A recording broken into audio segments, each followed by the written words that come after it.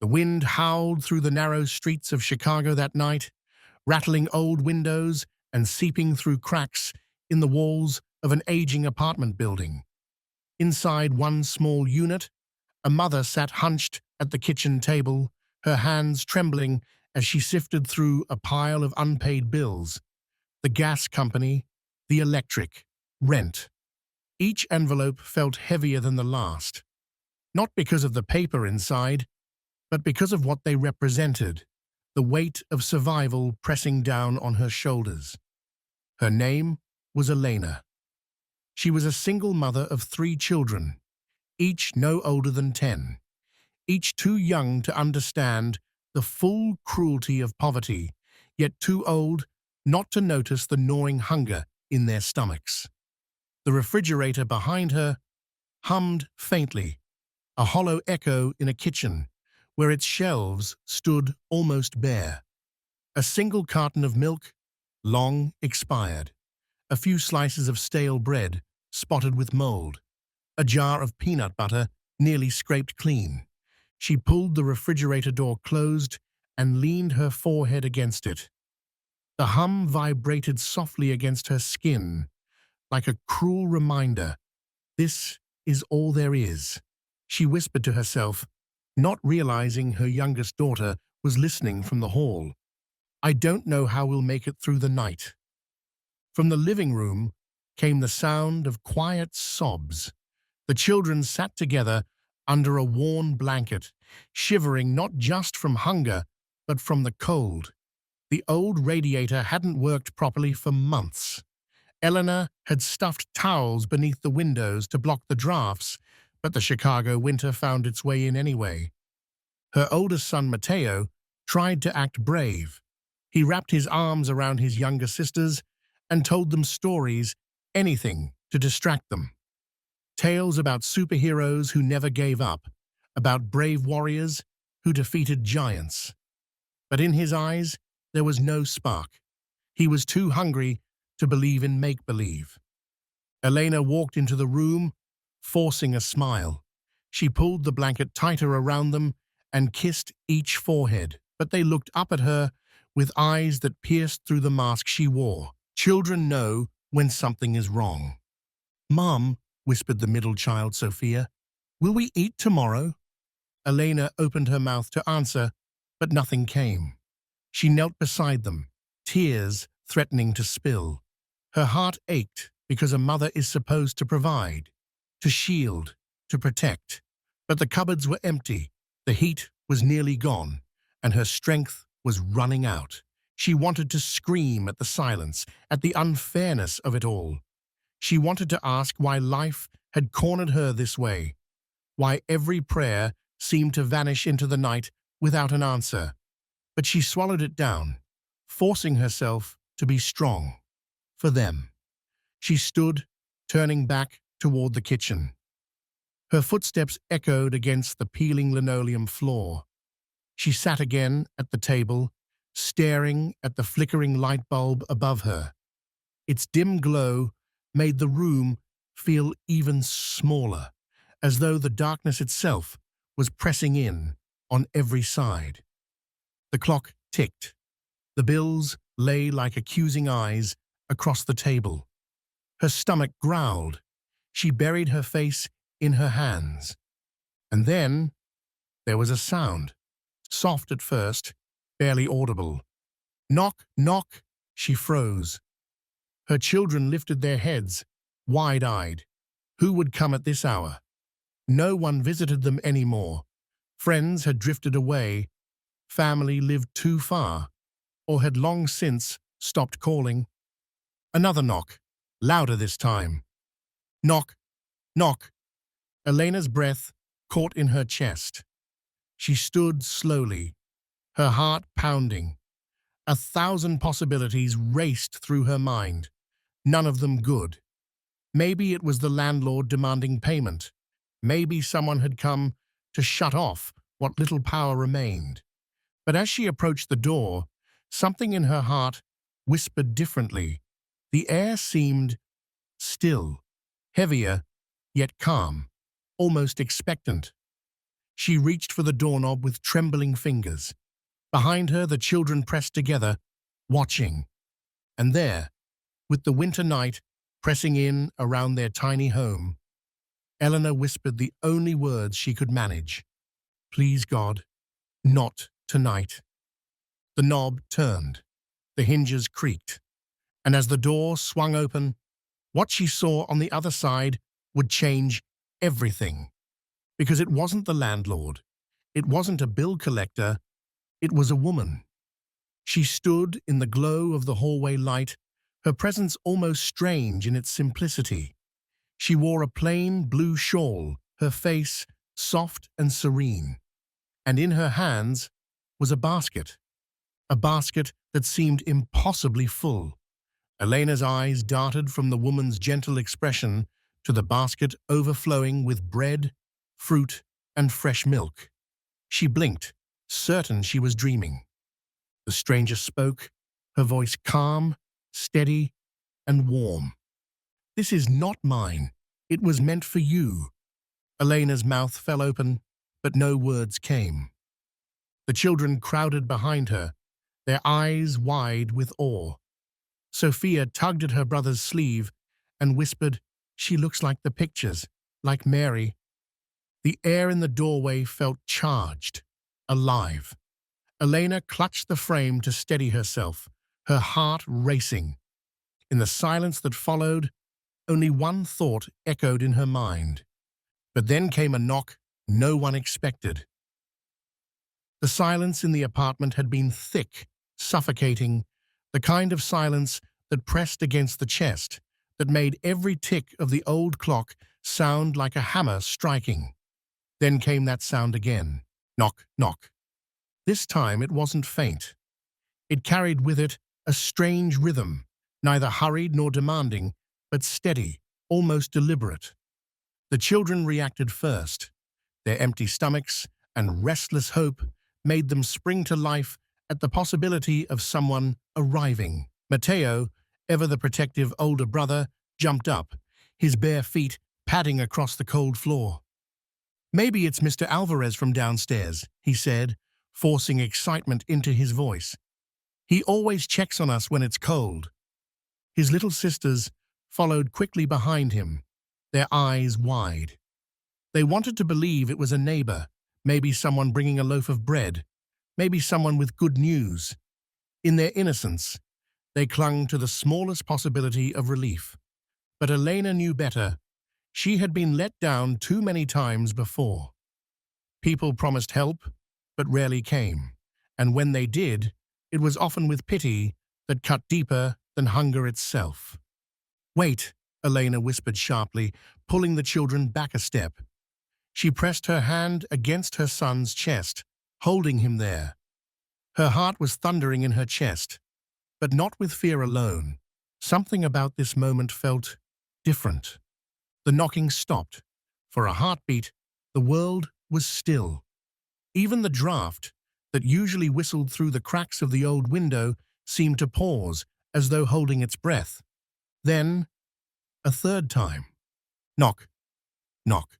But this knock was softer, almost gentle, as if whoever was outside knew they were afraid. Elena swallowed hard and walked to the door. Her children trailed close, their small hands clutching at her sweater. She reached for the knob, but her hand hovered there, frozen. On the other side of that thin piece of wood was either another disappointment or something she couldn't explain. Her youngest daughter, Isabella, whispered, "Mama, please open it." And with that, Eleanor turned the knob. The door creaked open slowly, the hinges groaning as though reluctant. Cold air swept in, carrying with it the smell of snow and something else, something faintly sweet, like roses blooming where no roses should be. And then they saw her, a woman. She stood in the dim glow of the hallway light, her posture calm, her eyes soft but steady. Her clothes were simple, a plain dress, a shawl wrapped around her shoulders, yet she seemed to carry a kind of dignity that no fabric could create. In her hands, she held a wicker basket. But it was no ordinary basket. Its weight was clear, brimming with food, fresh bread, fruit, vegetables, even bottles of milk. Things Elena hadn't seen in her kitchen for weeks. The children gasped audibly. Isabella clutched her mother's hand tighter. Sophia whispered, "She looks like the pictures." The woman stepped forward slightly, though she made no move to enter uninvited. Her eyes met Elena's, and for a moment, time seemed to stretch. The sounds of the city outside faded, the rumble of distant traffic, the hum of electricity, all of it dimmed until there was only that moment, that gaze. Her voice, when she spoke, was gentle, steady. "These are for you." Elena blinked, unable to form words. I don't understand. Who are you?" The woman smiled faintly, as though the question didn't need an answer. Instead, she lifted the basket slightly, offering it forward. "This is not mine," she said softly. "It was meant for you." Her words sank into the small apartment like a drop of water into parched soil. The children edged closer, their eyes locked on the overflowing basket. The smell of fresh bread wafted through the doorway, mingling with the faint floral scent that had arrived with her. Elena's throat tightened. Tears burned in her eyes, unbidden. For weeks, she had prayed, sometimes silently, sometimes through clenched teeth, begging for something, anything, to break the crushing weight of their hunger. And now, standing at her door, was an answer she had never dared expect. "Please," the woman said, her voice calm but carrying a depth that resonated in the silence. "Take what you need." Elena's hands trembled as she reached forward, her fingers brushing against the wicker. It was warm, almost impossibly so, as though the food inside radiated more than just nourishment. "Why? Why us?" Elena finally managed to whisper. The woman's smile deepened, but her eyes carried a gravity that seemed far older than her face. "Because no one is ever truly forgotten." Elena staggered back slightly, overwhelmed. Behind her, the children whispered and clung to her arms. She pulled the basket inside, setting it gently on the worn kitchen table. The sight of it there, so full, so abundant against the backdrop of empty shelves, made her knees nearly buckle. She turned back to thank the woman, but the hallway was empty. The cold night air lingered for a moment longer, then stilled. The door swung slowly shut. For a long time, none of them moved. The children stared at the basket in disbelief. Matteo reached out first, his hand hovering over the bread as though afraid it would vanish if touched. "It's real," he whispered. And with that, the spell of shock broke. The children's hands dove in eagerly, pulling out apples, tearing off pieces of bread, their laughter bubbling up between bites. The sound of their joy filled the apartment, pushing out the silence and the despair that had hung there for so long. Elena stood at the door, her hand still resting on the knob, staring at the empty hallway. Her mind raced with questions, but her heart whispered only one truth. That was no ordinary woman. And as she turned back toward her children, she knew with certainty this night was only the beginning. The basket sat on the table, its weight bending the old wood slightly under it. For a moment, no one dared touch it. The children, wide-eyed, hovered near, as though approaching a sacred treasure. Elena, her hands still trembling, wiped her face with the back of her sleeve. She couldn't shake the image of the woman's smile, those strange words still echoing. "This is not mine. It was meant for you." She swallowed hard and whispered to herself, "This isn't possible." The children looked up at her, confused. To them, it was simple. They were hungry. The food was there. That was all that mattered. Matteo reached for a loaf of bread, its crust golden and fresh, the smell filling the small apartment. His hand lingered in the air, waiting for permission. "Wait," Eleanor said, her voice cracking. She stepped forward, clutching the edge of the table. We can't just take this." The children's faces fell, their brief hope faltering. "Why not?" Isabella asked softly. Elena stared at the basket as if it were a trap. "Because we don't know her. Because people don't just show up at your door with baskets like this. Not here, not in Chicago, not now." Her words felt heavy, but even as she said them, she remembered the woman's face. Calm, kind, almost radiant. Sophia tugged on her sweater. "Mama, please." She said it was for us. Eleanor shook her head, trying to steady herself. "We can't accept charity without knowing why." She looked toward the door as though expecting the woman to reappear and explain herself. But the hallway was empty. The building was silent. The children's eyes returned to the food. The fruit glistened as though freshly picked, the milk bottles cool to the touch. It was so real, so present, and yet unexplainable. Elena whispered, almost to herself, "Who would do this? Who would know?" Her voice wavered, half in fear, half in awe. And then from the quiet, Isabella repeated the words they'd all heard at the door. "This is not mine. It was meant for you." The room stilled. Those words, spoken again, in a child's innocent voice, seemed to settle the matter. Elena pressed her lips together, her chest tight.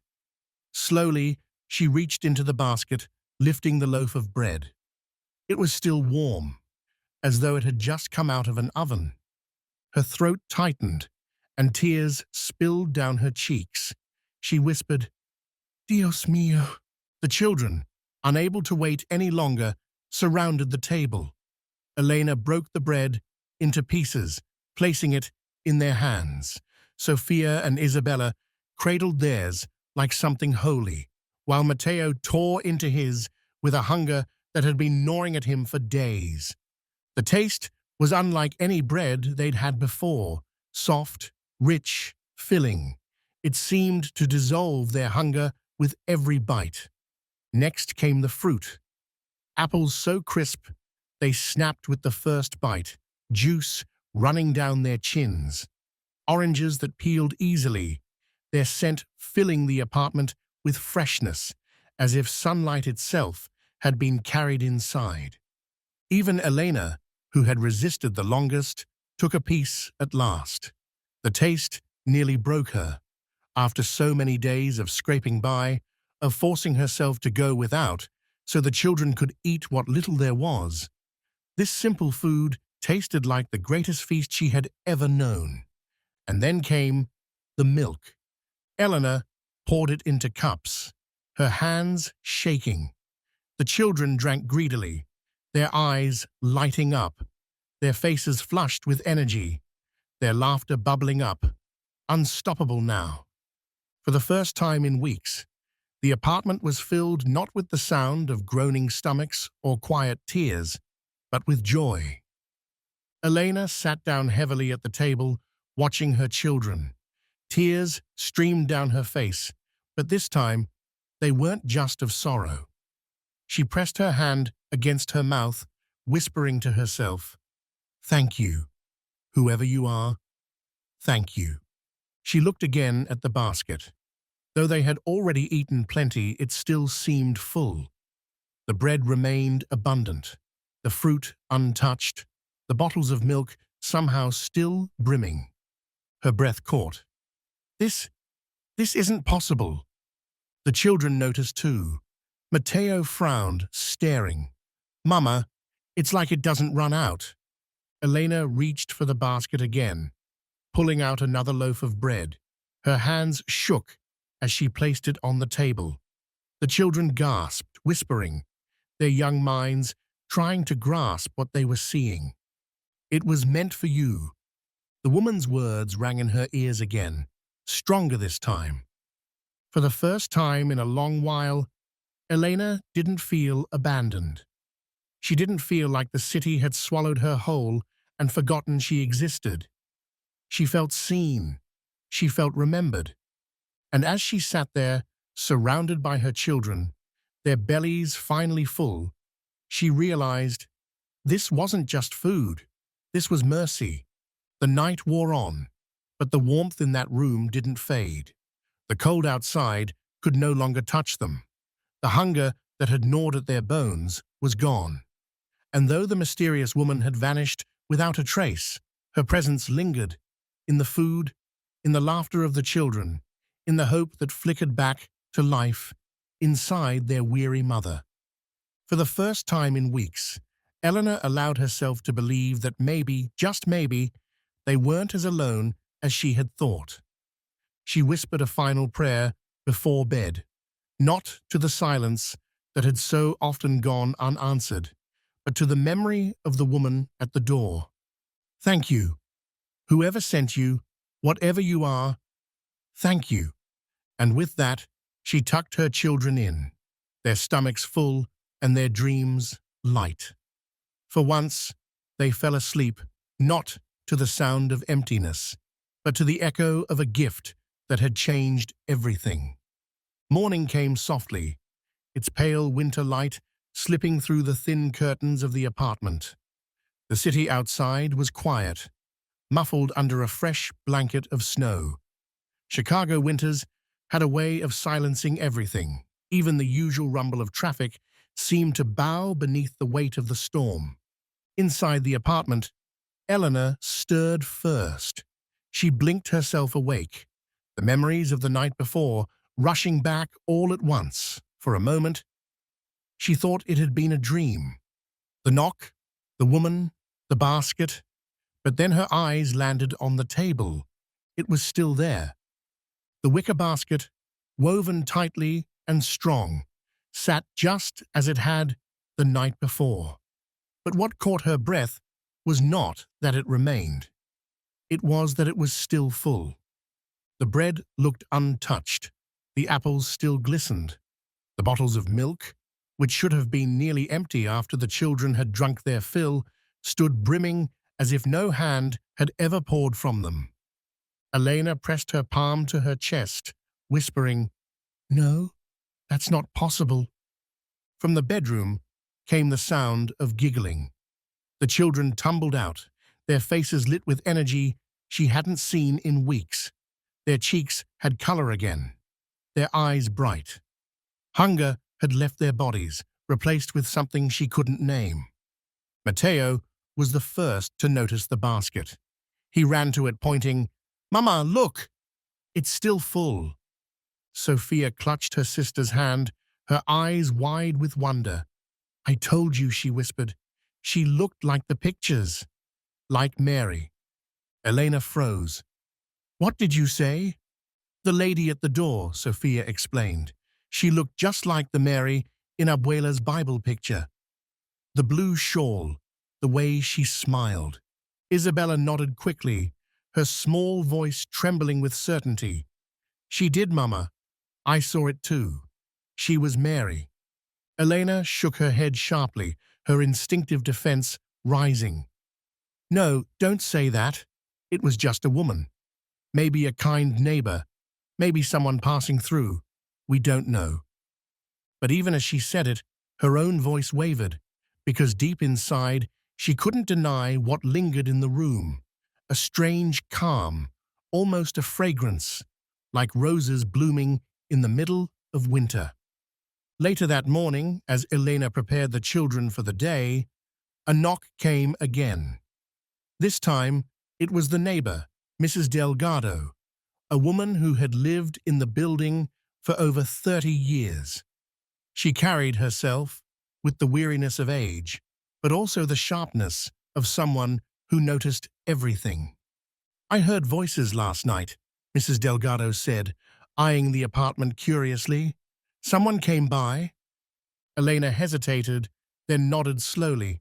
"Yes, a woman. She brought us food." She gestured to the basket on the table. Mrs. Delgado's eyes narrowed. "A woman?" "Yes," Elena said softly. "You didn't see her?" The old neighbor shook her head firmly. "No one walked down that street last night. Not in that snowstorm. I was at my window till nearly midnight. If someone had come, I would have seen." Elena frowned, her pulse quickening. "But she was here. She knocked. She gave this to us."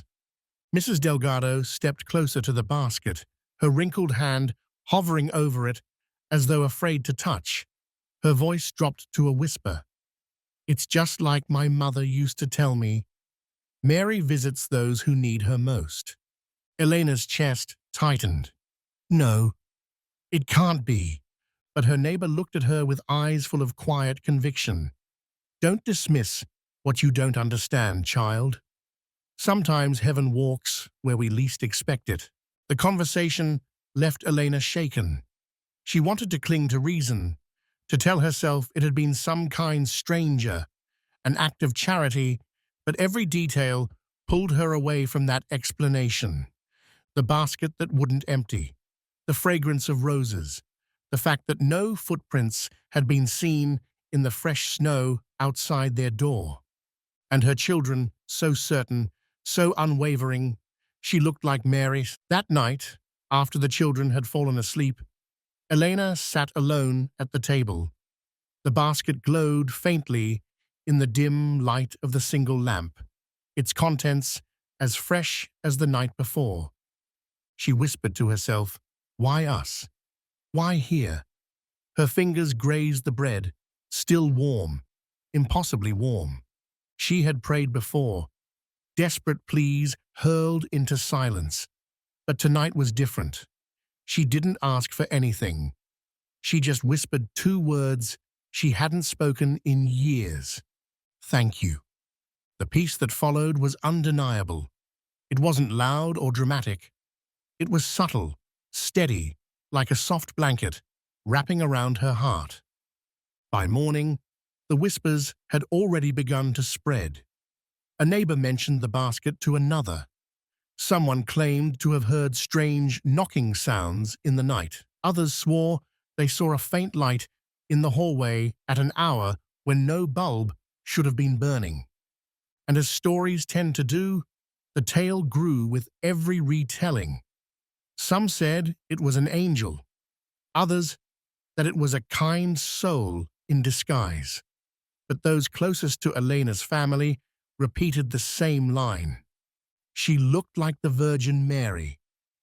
Elena tried to keep her children from saying it too loudly. She didn't want trouble, didn't want ridicule, but she couldn't deny what was happening around her. Each time she opened the basket, it was full. Each time she fed her children, nothing diminished. And each time she thought back to the woman at the door, her heart raced with both fear and wonder. It was no longer just about hunger. It was about something deeper, something divine whispering into the cracks of a broken life. And though Elena still resisted saying the words aloud, she knew the knock at the door had not been ordinary. It had been mercy, and mercy wasn't finished yet. By midweek, the story had slipped out of the building and onto the block like steam from a manhole grate, impossible to catch and harder to ignore. At the corner bodega, the cashier told a delivery driver in hushed tones. On the bus, a woman repeated what she'd heard from Mrs. Delgado, who never lies. By afternoon, it was floating through barbershops and laundromats, stitched into phone calls and text threads. A woman in blue knocked. She brought food. The basket doesn't empty. Could it have been the Virgin Mary? Not everyone believed it, of course. Chicago breeds a practical kind of skepticism. The city teaches you not to fall for easy stories. A mail carrier laughed and said it was probably a church pantry drop-off. A maintenance guy swore there had to be a second basket in the bedroom. One teenager posted a smirking video. "Y'all really think Mary door-dashed the third floor?" The comments split immediately. Half scoffs, half prayers. But the people who lived closest to hunger tended to listen harder. On the second evening after the knock, two older women from a nearby parish came, hats pulled low against the lake wind, clutching a small bundle of candles and a paper-wrapped bouquet of grocery store roses. They stood in the hallway, awkward and tender, and asked Elena if they could say a few prayers at the door. "We won't intrude," one of them promised. "We only want to thank her, whoever she was." Elena hesitated out of habit, then nodded and stepped aside. The women lit a single white candle in a glass jar and placed it carefully beside the doorframe, as if setting down something fragile and beloved. Their voices rose softly, steady as the flame. The children peeked from the sofa, half curious, half shy. When the women finished, they didn't ask questions, didn't demand proof. They just pressed a rosary into Elena's palm and said, "For strength," before disappearing back into the stairwell. Word of the candles spread just as quickly as the original rumor. The next morning, there were 3 more. One with St. Joseph's image, one with a faded Sacred Heart, one plain and unscented. A teenager from the 4th floor, who never went anywhere without his skateboard, added a small battery tea light, embarrassed but determined. A delivery driver left a bag of rice with a note, "For whoever needs it next." A nurse on the night shift tucked a carton of eggs into a cooler on ice and walked away before anyone saw. Not everyone approved. "This is getting out of hand," said a man in a heavy parka, stepping around the growing cluster of candles. "You'll start a fire." Another neighbor muttered, "People see what they want to see. Hunger makes saints out of strangers." A third, eyes hard with weariness, said, "Coincidence is still coincidence, even when you're starving." But the hallway kept glowing, small, steady, stubborn. Inside the apartment, the air held that same quiet Elena couldn't name. She tried again to explain it away. Maybe someone from a church had found out about them. Maybe a social worker had arranged a private delivery. Maybe the basket was just larger than it looked. Maybe in low light and panic, she had miscounted, misremembered. Yet each time she lifted the cloth, the truth stared back. The bread remained soft. The fruit stayed firm. The milk poured and poured. On the 3rd night, a soft knock came. No drama, no fanfare. A man in a winter coat stood at the door, hat in his hand. He introduced himself as Father Luis from the parish 2 blocks over. "I heard there was kindness here," he said, carefully avoiding the word miracle. "I came to see if your family needs anything." Eleanor expected questions, a clipboard, proof of address, some ritual of verification. Instead, the priest asked if he could bless the apartment. He didn't step in until she invited him. He didn't pry. He simply traced a small cross in the air and whispered, "For peace." For provision, he saw the basket and nodded once, the way someone nods at a sunrise. "Sometimes heaven is not loud," he said. "Sometimes it knocks and leaves what we need." When he left, he knelt briefly by the candles in the hall and straightened one that had begun to sputter. "For whoever comes next," he murmured, and went back into the night. By then, the neighborhood had decided. If this was a joke, it was a gentle one. If it was a trick, it was a kind one. And if it was something more, then it deserved reverence. People began to arrive in twos and threes, walking softly, speaking low. Some crossed themselves at the door and slipped an envelope under the mat. Some whispered a single thank you and left a flower stem in an empty jar. A woman in scrubs touched the doorframe and said, "For my mother," before hurrying to the bus stop. A man with a paint-splattered hoodie paused, hat in hand, and whispered, "For my son." The skeptics did not vanish. They hovered at the edges, arms folded, brows knit. One evening, a blogger with a ring light asked if he could film. Elena shook her head no. She didn't want the story turned into a spectacle. She didn't want her children's faces on screens. He pressed, then sighed, and left, his frustration echoing down the stairwell. The candles kept burning. Inside, something else was changing. Hunger had left the apartment, but so had a certain kind of fear. The children laughed more easily. Mateo's shoulders unclenched. Sophia stopped waking in the night. Little Isabella began leaving tiny drawings by the basket, stick-figure saints with large smiles and blue shawls. "For the lady," she said, as if it were obvious. One afternoon, snow drifting sideways past the window, Mrs. Delgado knocked and slipped in with an old shoebox under her arm. "My mother's things," she explained. Inside were prayer cards, brittle with age, a small bottle labeled Agua Bendita, a photo of a procession from long ago, candles like a river flowing through a street. When we were hungry, she said, she would light one candle and say, "We have nothing, but we are not alone." She placed a single card on the table, a picture of Mary in blue. Elena's breath caught, the angle of the head, the softness in the eyes, the way the hands opened, not grasping, but giving.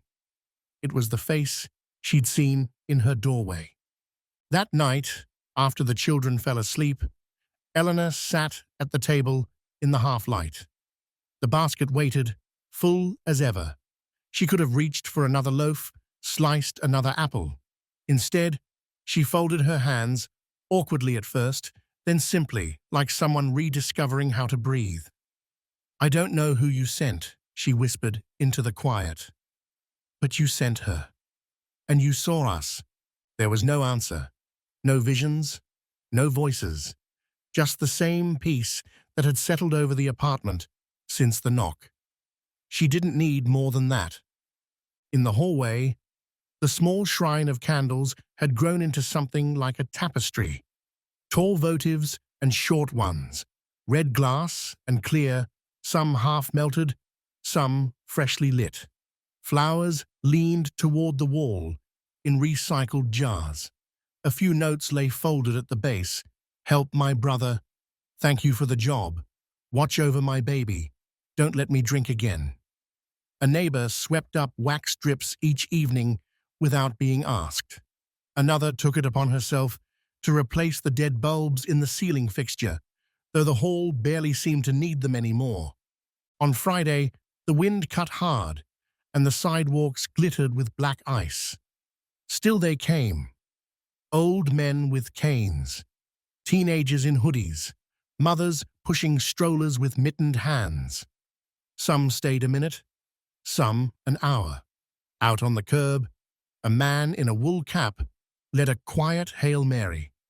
Upstairs, a woman hummed a hymn. The building, once noisy with arguments and thin walls and late-night TV, sounded different these days, hushed, expectant, kind. A small argument broke out near the mailboxes, two voices, sharp at the edges. "This is all desperation," one insisted. "People see what they want to." The other voice answered, tired but firm.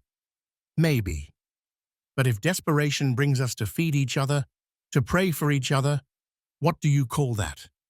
The first voice didn't answer. The second bent to relight a candle. By the weekend, Eleanor stopped trying to push the mystery away. She didn't put a name to it publicly. She didn't correct the whispers or fuel them. She simply accepted what she had been given. Not a headline, not a proof, but a mercy. And mercy, she realized, has a way of multiplying when you don't hoard it.